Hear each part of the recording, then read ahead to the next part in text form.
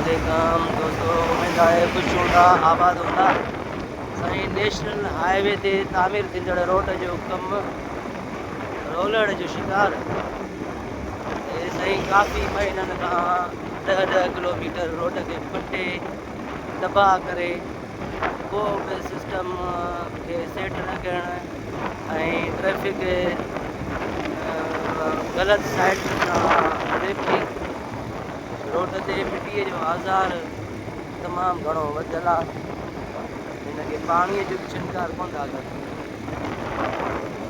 ठेकेदार आहे पिशावर जो, पर हिते हेठि MLA खे बि काफ़ी भेरा शिकायतूं कयूं आहिनि।